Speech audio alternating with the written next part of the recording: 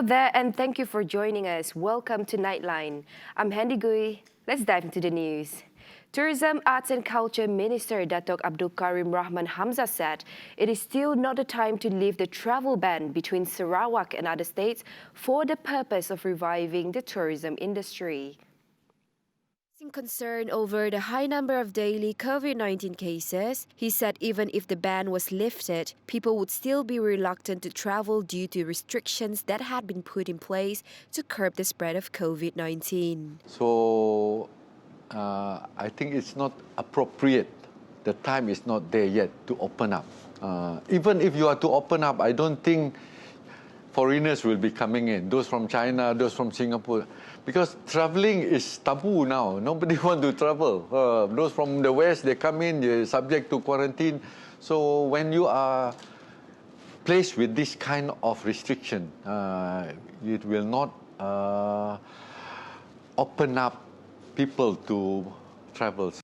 Meanwhile, Karim also expressed his readiness to be among the first to receive the COVID-19 vaccine. He added it was a good recommendation considering that the representatives of the people often meet with the people. Suntikan vaksin ini dan ia akan bermula dengan mereka yang betul-betul berhadapan dengan rakyat, iaitu the frontliners, dan suntikan ini akan terus-menerus sampai ke hujung tahun ini.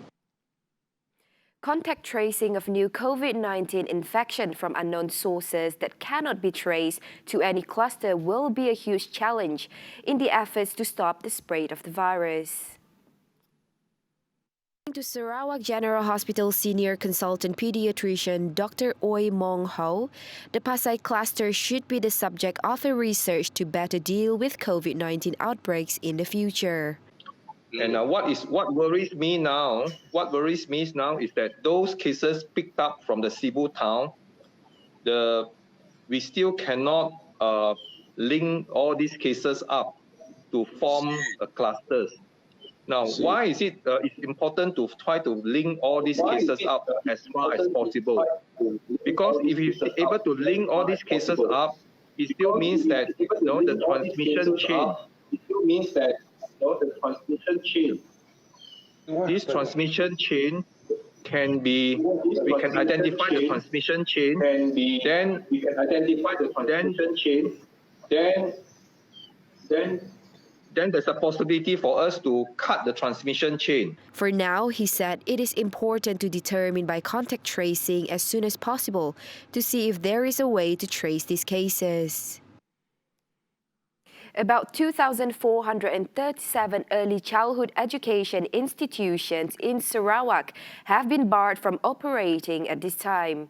This is following the implementation of the Movement Control Order and the Conditional Movement Control Order. Out of this total, 325 early education institutions are not allowed to operate in Cebu, which was put under lockdown since January 27th.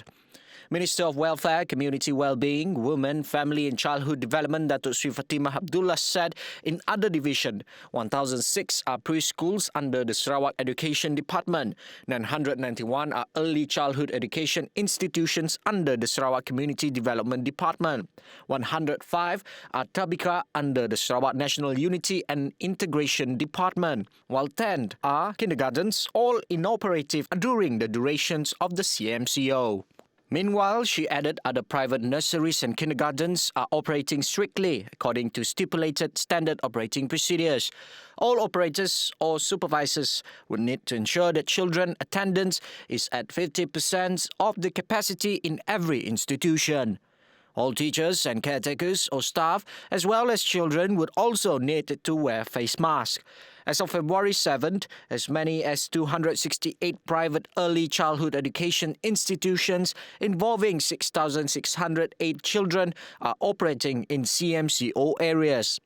This also includes 68 early childhood education institutions and 2,262 children in red zones.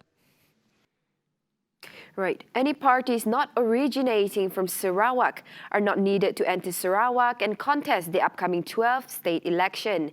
Vice President of Parti Persaka Bumiputra Bersatu, Datuk Abdul Karim Rahman Hamzah stressed The Gabungan Party Sarawak will not side with any external party, even including Perikatan Nasional component parties.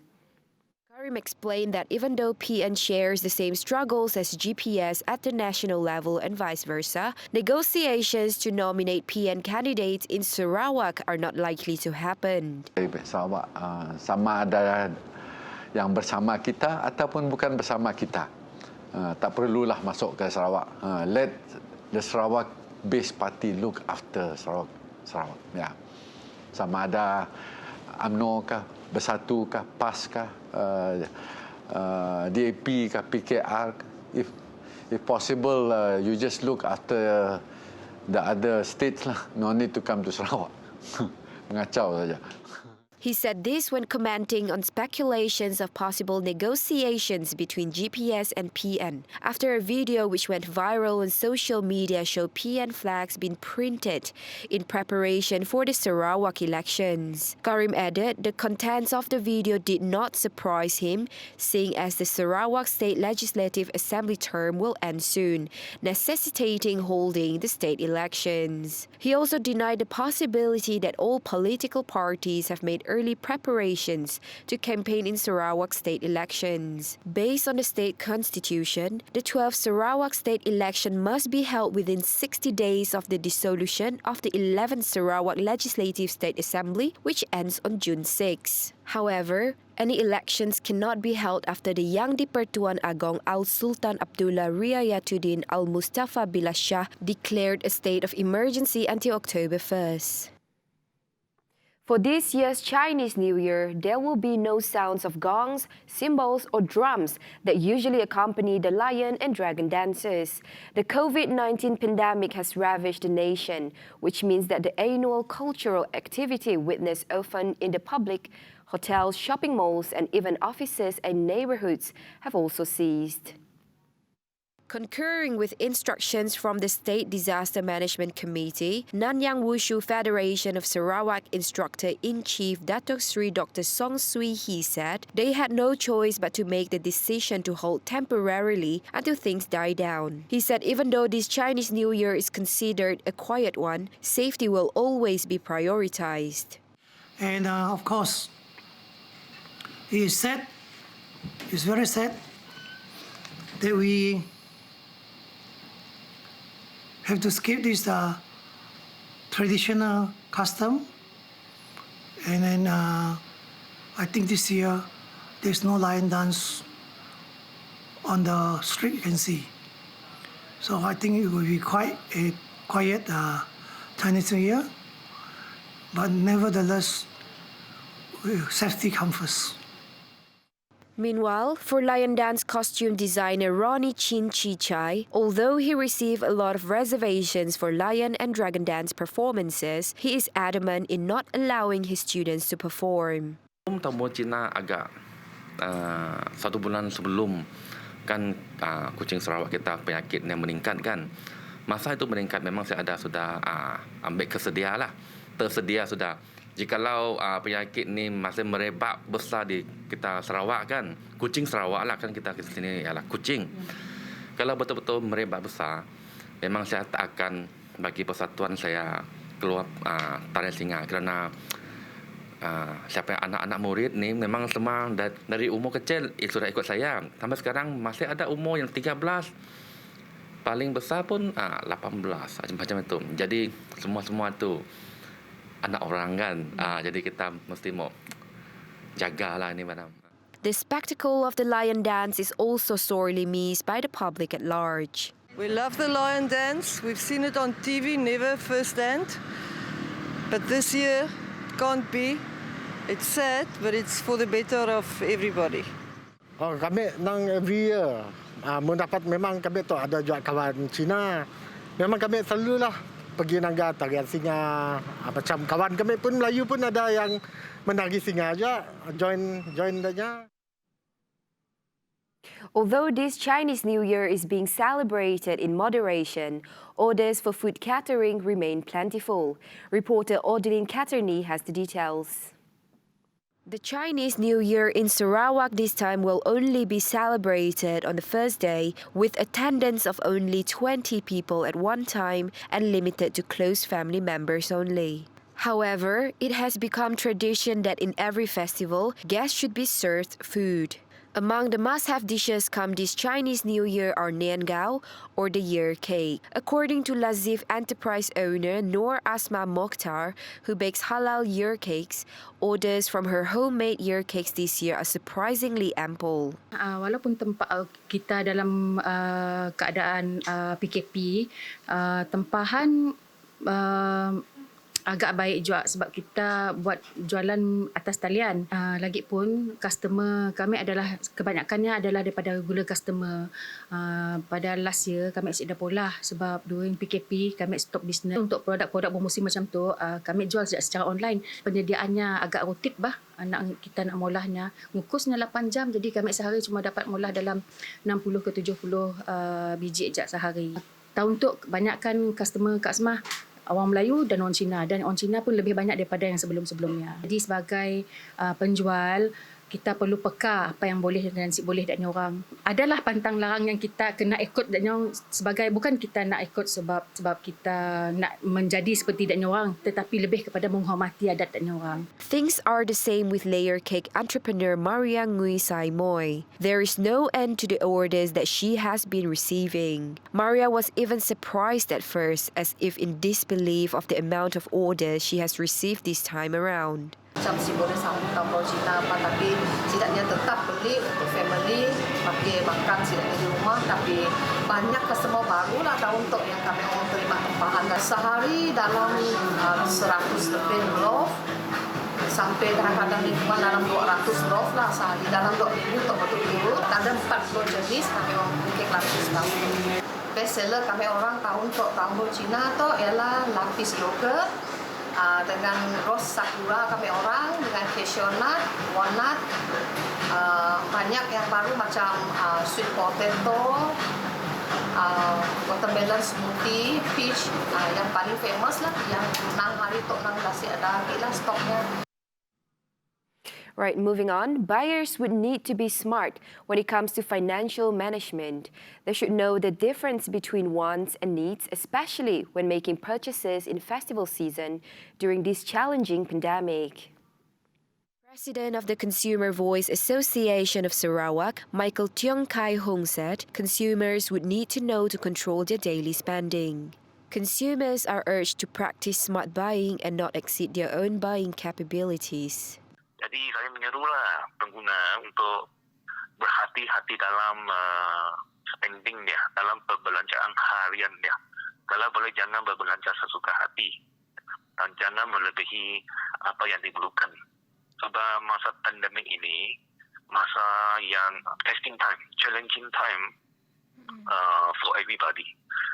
Kita mungkin tak tahu impact ini, tapi dalam jangka masa panjang, ia akan memberi kesan yang buruk. Buyers would need to take cautionary measures and not buy without deciding whether something is a want or a need, as it can affect the consumer in turn. In the upcoming festival season, there is bound to be those who want to spend more than usual. Nevertheless, always be a smart consumer, prioritize what is needed so as not to face regret later. According to him, the nation's economy is now in murky waters, with the many challenges brought on by COVID-19, including the loss of jobs for many Malaysians.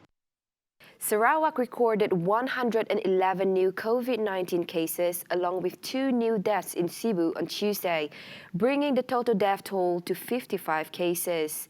Meanwhile, the new positive cases detected in Sarawak brought the total number of positive COVID-19 cases in Sarawak to 5,871 cases.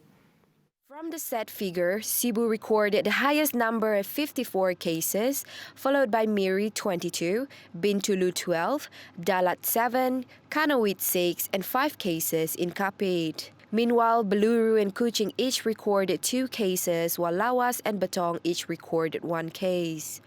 There are currently 15 active clusters in Sarawak, while Saruas Beluru cluster, Junheng Bintulu cluster, and Rakut Miri cluster recorded additional cases. Simunjan district has reverted back to green zone from yellow zone. At the same time, Kuching district has changed status from orange to yellow. The number of new daily COVID-19 cases in the country in the past 24 hours dropped to 2,764 cases. However, there were 13 fatalities during the same period, taking the death toll to 909. Health Director General Tan Sri Dr. Noor Hisham Abdullah said the latest development took the total infections in the country to 248,316 and the total number of recoveries at 196,566. Of the new infections, 2,758 were local transmissions and 6 were imported cases involving 3 Malaysians and 3 foreigners. Dr. Noor Hisham said Selangor recorded the highest number of new cases with 862, followed by Kuala Lumpur with 422 and Johor with 521. Hospitals in Kapit, Limbang, Miri and Kuching will receive a molecular laboratory in efforts to improve the polymerase PCR reaction tests. Minister of Local Government and Housing, Datuk Sri Dr. Sim Kui Hian. The federal and state government will contribute to molecule containers to hospitals throughout the state. He, who is also the advisor to Sarawak Disaster Management Committee, said the state government will fund the lab at Limbang Hospital and Kapit Hospital. However, for Miri Hospital and Sarawak General Hospital, they will be funded by the federal government. The third wave of floods in Sarawak has ended following the closure of the last of its temporary relief centres, PPS, at SK Tanah Puteh in Serian at 4 p.m. today. The State Disaster Management Committee SDMC Secretariat confirmed the closure after all 338 evacuees at the centre returned home. This came 4 hours after another PPS at the Serian Community Hall, which housed 148 evacuees, was also closed. The third wave of flood began on February 3rd and reached its peak 2 days later, forcing a total of 1,071 residents in 5 districts to be evacuated to 19 PPS. Apart from Serian, the other 2 affected districts were Simunjan, Samarahan, Tatao, and Song. Concerned with the plight of flood victims, the Sarawak Volunteers Organisation has come forward to lend a helping hand for the flood victims in temporary relief centres PPS in Simunjan and Sebuyau. The assistance provided came in the form of food and personal hygiene essentials. According to the Sarawak Volunteers EXO Adzim Rahman, the aid is aimed at ensuring flood victims could take care of their personal hygiene. This is because in a flood and heavy rain situation, victims who were evacuated most likely would not have brought personal care items with them. He added, with the provision of essential personal hygiene items such as soaps, shampoos, toothbrushes, toothpaste, and sanitary pads could keep the flood victims clean after a week in the temporary relief center. The aid was given to 68 victims from 14 families. As was done previously, the aid given also came in the form of food, with additions such as rice, salt, flour, and noodles. Also provided were school essentials such as stationery, coloring books, and exercise books for children in order to partake in their learning for the duration of their stay in the PPS. Batang Sadong Member of Parliament Dato Seri Nancy Shukri will continue prioritizing education to ensure the residents of her constituency receive comprehensive education. The Malaysian Ministry of Tourism, Arts and Culture said she would make sure that allocations for education are provided. This, she said, was a promise to the children of Batang Sadong to provide them with a comprehensive education and advance their studies to a higher level. Kita juga melihat dan memerhati juga keadaan infrastruktur sekolah yang ada di kawasan kita. Yang saya ambil sebagai satu prioriti sekarang adalah sekolah SD Abaman, dan berkali-kali saya mengingatkan. Saya dimaklumkan segalanya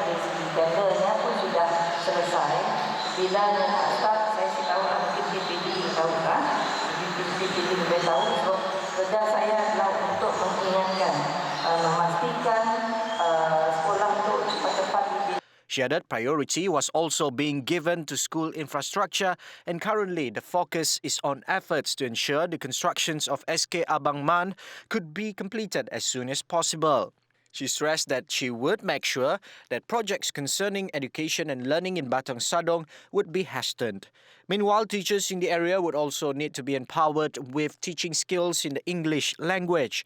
In other developments, Nancy said the Ministry of Tourism, Arts and Culture have come up with an initiative to produce young tourist drivers through the Young Ambassador program. The program, she said, will involve primary 4 and 5 school children in Simunjang. She further said this method will indirectly build the children's confidence to speak and talk in public. A total of 500,000 ringgit has been allocated by the Sarawak government through the Public Works Department for the construction of additional car parking spaces in front of Riam Secondary School in Miri. It is aimed at overcoming congestion in the area, especially during peak hours. The existing car parking space at this time is constantly filled to capacity with students' vehicles. Sarawak Minister of Transportation Dato' Lee Kim Shin said, with bigger and more spacious car park, it is expected to be able to accommodate the vehicles of students, teachers and school staffs. In the same development, Lee, who is also Senadin Assemblyman, presented a proposal to the Public Works Department to add a pedestrian traffic light for the safety of students, teachers and pedestrians crossing the road to their parked vehicles. The Sarawak government will ensure the provision of reliable and affordable electricity supply for the whole of Sarawak by 2025. Hence, the Ministry of Utilities Sarawak and its implementing agency, Sarawak Energy, would be accelerating the delivery of rural electrification projects. Minister of Utilities Dato' Sri Dr. Stephen Rundi Utom said, through the Rural Electrification Scheme RES, the ministry is extending grid lines into the interior by constructing electrical distribution poles and supply lines. Rural Power Supply Schemes, or RPSS, would supplement RES by introducing new transmission, distributing lines and substations at strategic rural locations. Rundi said this was to enable RES to be extended to the more remote areas. Rundi assured the public that his ministry, working closely with Sarawak Energy, would ensure that rural Sarawak will have access to 24-hour reliable and affordable electricity. Under RPSS, power supply reliability would be reinforced with substations that could quickly isolate faulty equipment to restore supply speedily. Meanwhile, Sarawak Energy's Vice President for Rural Electrification, Dr. Chen Sean, said that a dedicated team was continuing efforts in accelerating rural electrification implementation. A new distribution system technology known as the medium voltage covered conductor has been adopted in considering the area's harsh geographical conditions. The Ministry of Entrepreneur Development and Cooperatives, MIDEC, is optimistic in the setting up of the National Entrepreneurs HIP Development Council MPKN. The new council will be the catalyst to realize Malaysia's aspiration to become an outstanding entrepreneurial nation by 2030. Sri Dr. Wan Junaidi Tuanku Jafar said the council will coordinate the implementation of entrepreneurship initiatives at both the federal and state levels, thus be in line with current socio-economic policies and planning of the government. MPKN is poised to drive the development and growth of micro, small and medium-sized enterprises while acting as a communication platform between the federal and state governments. Whereas Wan Junaidi said the latest effort will be to strengthen the current entrepreneurial ecosystem across all levels. MPKN will also be the platform for MIDEC to form collective cooperation with all stakeholders. He said this so that the implementation of outlined strategies and initiatives can produce competitive and successful local entrepreneurs in a fair, equitable, and inclusive economy. This incident happened in Miri. From the video shown, a 22-year-old man can be seen beaten up by a group of men in a palm oil plantation. Police have arrested 5 men suspect to be involved in the attack. The arrest was made around 10 a.m. on Tuesday morning at Miri Central Police Station by members of Miri Criminal Investigation Department JSJ. Miri District Police Chief Assistant Commissioner of Police Hakim Al-Hawari said efforts are made to determine another suspect. All 5 suspects aged between 24 to 43 years are currently being detained in Miri Police Station for further investigation. Following the incident, the 22-year-old victim suffered injuries on his body and head. The case is being investigated under Section 324 of the Penal Code for intentionally causing injury using weapons or other dangerous items, and Section 506 of the Penal Code for criminal threats. Right now, the country's first naturalized player, Mohamodo Soumaré, has joined 7-time Super League champions Johor Darul Takzim JDT. The official announcement was made via a video presentation on the club's official Facebook page, Johor Southern Tigers. Meanwhile, World Football Governing Body FIFA recently ordered the Pahang Football Association to pay $1.2 million, about 4.9 million ringgit, to Soumaré for breaching the player's contract in terms of unpaid wages. However, it has not yet been settled. The 26-year-old Gambia-born winger began a 4-month stint with a Thai league club, Police Terror FC, in September last year after abruptly leaving Pahang in August over a salary dispute. Mohamodo Soumaré will wear his favorite number 13 jersey. And that concludes the Nightline for tonight. With that, I'm Handy Gui. Have a pleasant night.